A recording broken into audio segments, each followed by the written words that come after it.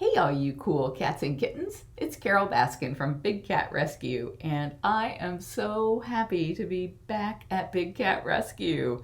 I loved my time on Dancing with the Stars, but now it's time to get back to business in this beautiful office. And I just now saw what they did behind the door because I shut the door so I wouldn't bother Brittany in the other room. And they put up a rack for all of my flower crowns and all of my keys. Oh my goodness. That's amazing. That didn't make it in my video. If you guys haven't seen it, I did a reaction video to what Jamie and Victor and some of the Big Cat Rescuers did to remodel my office while I was gone, and it is amazing, including a much better backdrop now, and I could close the curtains over top of it and have cat print whenever I'm not doing something on screen. So I'm gonna try this out, and I'm going to start with the news that I missed. And I'm not going to take you through a whole month of news. I'm sorry, you'll have to just go back and check. But I'm going to take you back a few days to the first of the month, October 1st. And this was a really important one. This was Europe's captive tiger trade risks spurring illegal demand. And that's what we have been saying all along, is that all of the legal activities involving tigers, like cub handling, which is still legal in so many places, and breeding and owning them in your backyards, and all of those kinds of crazy things, those are causing the extinction of the tiger in the wild because it creates a smokescreen for illegal activity. And the group Traffic took 3 years to put together a really comprehensive study showing that. And then this article in the Bangkok Post did a great job of summarizing it. I had asked Paula if she would go and summarize this, I forget how many pages, I'm thinking it was like hundreds of pages of information, and the Bangkok Post did it. So we were just like, that sums it up pretty well. So we posted it here, and you can find this at bigcatrescue.org/news. And it's this one that says Bangkok Post with that heading, Europe's captive tiger trade risks spurring illegal demand. And then there were 2 mountain lion kittens who were found in the wildfires that have been happening out west. And their mom was dead, so that was really sad. And there's a story about them going to a sanctuary, and another story about that. And volunteers coming to rescue jaguars and other animals who were injured during Brazil's wildfires. It seems like the whole freaking planet is on fire. We really need to take care of our ecosystem, and we need to do that by protecting our forests, which means protecting our wildlife and not eating them, protecting them so that we actually have clean water and air to breathe and all of that good stuff. There's an article here about me thanking the Dancing with the Stars producers for giving me a chance to be heard. I'm sure they caught a lot of flack from all of the haters who believed the nonsense that they saw in Tiger King, and I really appreciate that the producers of Dancing with the Stars gave me this opportunity. I was looking at just the one video that Pasha and I did, Eye of the Tiger, and it had about almost 3 million views on YouTube, which I thought was a lot. Until today, I discovered it had 7 million views on Facebook, and I think they said there were over 8 million viewers that night watching it live on the television station. And so even though there's a lot of overlap, that's a lot. And I really appreciate the fact that they gave me that opportunity. And in addition to that opportunity, they arranged for so much press for me to be able to talk to the media about the plight of big cats. So I just can't thank them enough for that.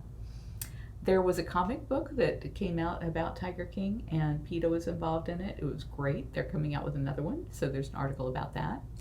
There was a youth mauled to death by a leopard, and it was the second time in a week in Uttarakhand, India.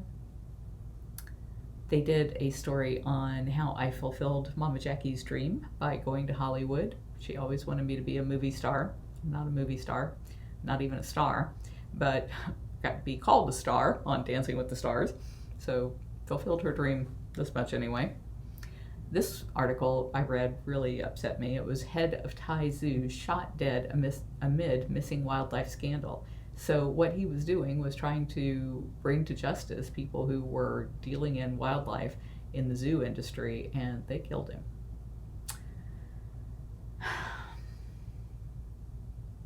With 252 tigers at Corbett Tiger Reserve, tourists can spot one easily, says Times of India.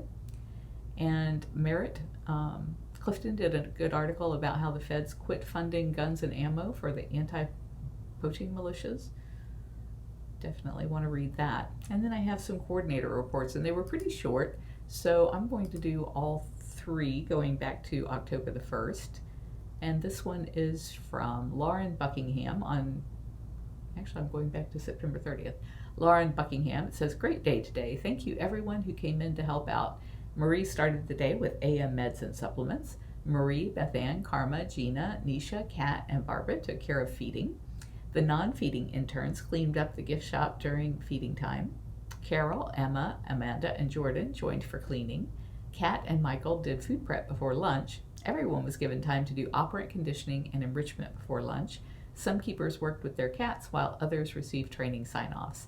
After lunch, the interns continued mowing and weed eating around the enclosures. Marie and Beth Ann took care of PM sickle cats. Steph C did PM supplements, and Angie finished off the day with meds. That's it from me, says Lauren Buckingham. And you know how when you go on vacation for a week and you come back and everything looks different? It's like, I don't remember things in my house looking like this or at my office looking this way. And so I was kind of expecting that because I've been gone for a month. And I thought, man, when I come back, I wonder what's going to be different. You know what's different? Well, one, everything just looks fabulous, which it always does, but it looks like they were preparing for like every inspection we could ever have and maybe 6 film crews, because it is immaculate out there. I mean, just immaculate. And we're already starting to deal with, leaves are starting to fall, got them all raked. Things are still really nice and green, thanks to all of the seeding that they've been doing. And everything was just mowed and cleaned, and everything looked so much bigger. And I thought, why? Why do these cages look bigger? Why does this whole place look so much bigger? I know why my office looks bigger, because they got all of those racks out of my office that I was living in a closet back here for all these years, and now it's actually an office and not a closet. But I think what it was, and I've heard people say this online too, is that when you only see Big Cat Rescue on your phone or on your tablet, or even I had a laptop with me, a little 17-inch monitor with my laptop, it looks small.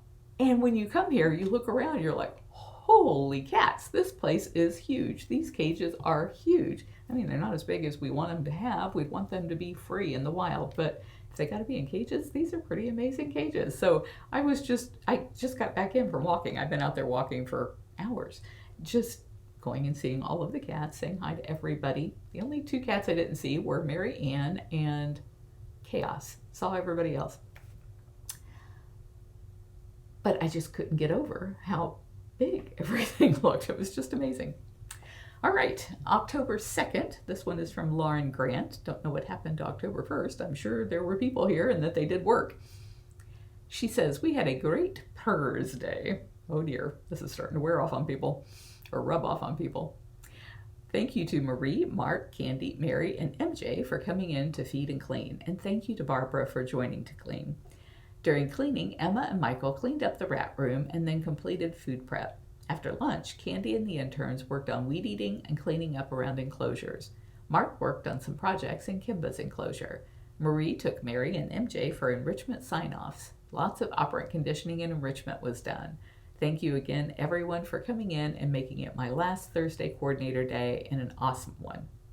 What? What do you mean your last Thursday coordinator day? Where are you going, Lauren? I'm looking forward to seeing everyone on my new Friday coordinating day. Okay. Shoo.